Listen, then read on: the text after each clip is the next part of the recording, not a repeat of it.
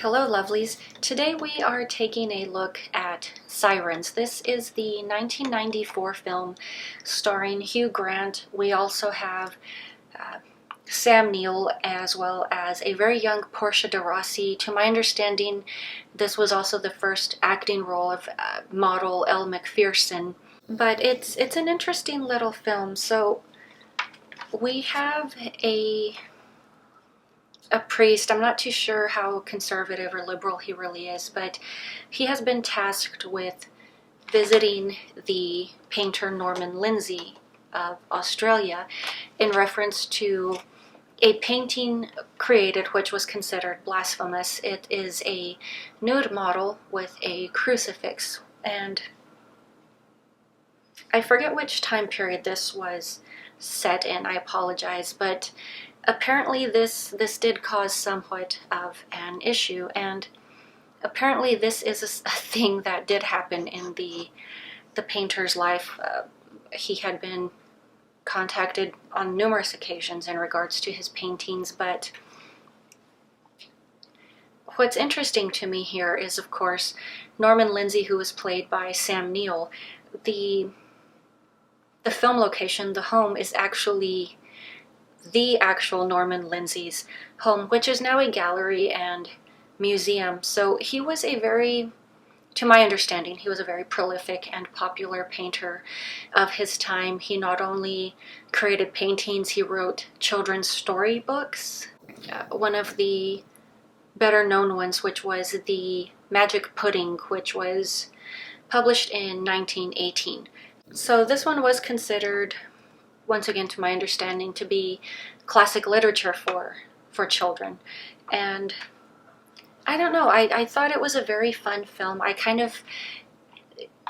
did get the humor as well as it wasn't really meant to be played as a straight film. So the priest Tony, who is played by Hugh Grant, and his wife Estella, who is played by Tara Fitzgerald, they kind of come off as very reserved, prudish.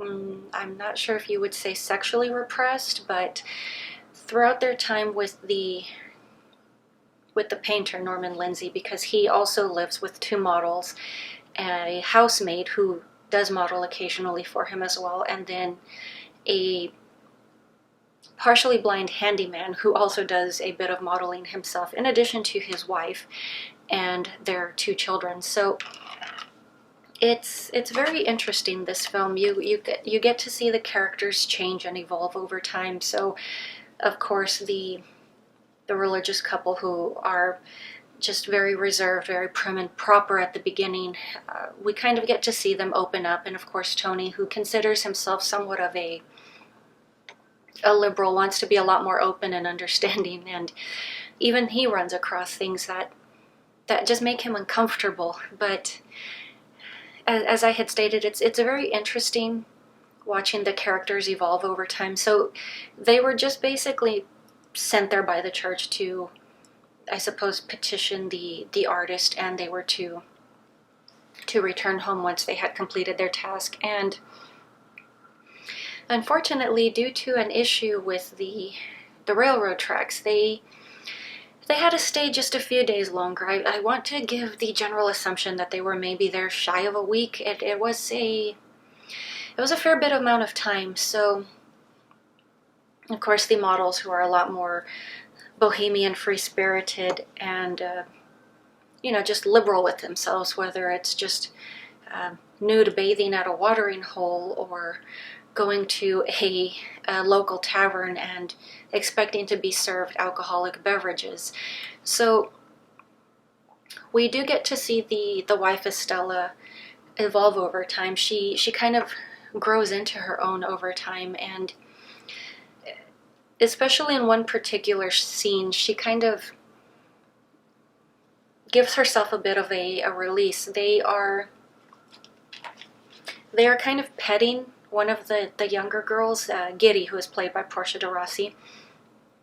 They're just kind of petting her, stroking her skin, and Estella is drawn to this, and she joins them in this. It's very innocent, but I guess considered for somebody of religious standing, maybe not appropriate, even somewhat erotic, and unbeknownst to all of them, they are observed by Tony, who just happens by and observes this briefly and then just continues about his way. There is another scene where later in the film she seduces the handyman only after kind of a very lukewarm attempt with her own husband, and she just kind of, you know, takes to her own with this adventure with this other man. And I don't know, I think it just kind of really opens up the door for her to just be more expressive, emotionally, sexually, just to be free, to breathe, to be human, not be so reserved or restricted. People are not meant to live that way, and I imagine it's very difficult unless you were, I don't know, just brought up that way, or just a natural tendency. I can only speculate, but we also see how Tony, to a degree, he kind of really wants to loosen up also, and in some points he kind of does, whether it's offering one of the young women who live with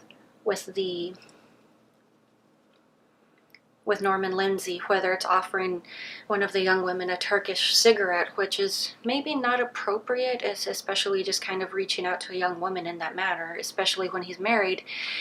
But, you know, in his mind, he's just being liberal. It's innocent. It's just a cigarette. Who cares, right? But he really doesn't kind of go, I don't want to say that he doesn't, I don't want to use the word extremes, but he doesn't really liberate himself quite as much as his wife Estella. He doesn't really use these same routes, but we kind of, I really don't know.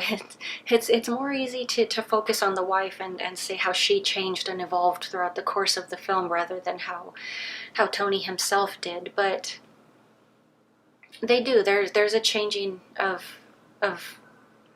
persona or behavior throughout the course of the film, and ultimately towards the end of the film, he's outraged because Norman Lindsay has painted his wife nude into one of his paintings, which he threatens to sue, paint over, remove her. I do not care for my wife being displayed in this manner, to which his wife just responds, that's a good likeness, she's okay with it. You know, so what? So he drops it. But there are some cute moments in the film as well, and I'm not too sure if it's in reference to kind of the fairy stories that Norman Lindsay himself had read. I've not read the Magic Pudding. I don't know anything of it, but there's a very cute moment early on in the film where they're trying to encourage the young child to go to bed, and they make mention of fairies because the child says, well, everything around here is so boring. And they're like, well, that's just because you're never around when the fairies are here. So the child, of course, responds, well, what fairies? Well, they're always around at midnight. You're asleep long before then.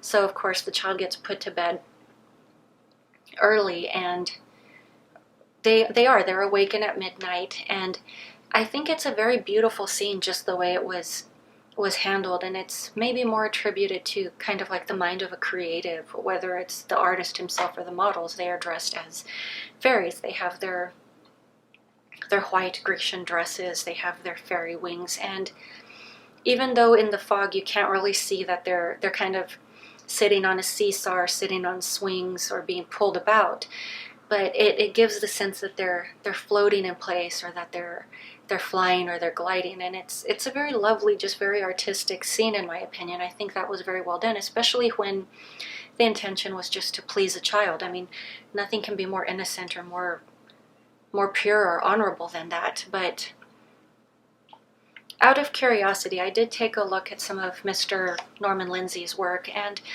yeah, it's very, very Grecian inspired. It's a lot of what would you say, appreciation for the natural form or the nude body. And of course the title of the film itself, Sirens, makes reference to the Greek sirens, the singing women who would drive men mad and ultimately drive them to their deaths. But it's all just in my opinion, just very much in reference with the artist's work. How accurate all of this really is, I really don't know, but I enjoyed the film for what it was. It's not a perfect film, but it does have its humorous moments. It can be quite entertaining. To my understanding, yeah, I mean, it does get the point across, whether it's, just liberation and allowing yourself to breathe, not leading such a restricted or repressed life, which, being religious is not a bad thing. I don't mean to imply that, and I apologize if that's the impression I gave. But I think the point of the film was actually something deeper, and the intention was well meant. But I enjoyed this film. If you care for studying artists, or if you're just intrigued with keeping up with the series and watching the films that I have reviewed, I would encourage you to take a look at this one and form your own opinion. If you did enjoy it, I would love to share thoughts with you. If you didn't care too much for it, I would still love to discuss the film with you. But that is all I have for you guys for today, and I will talk to you later.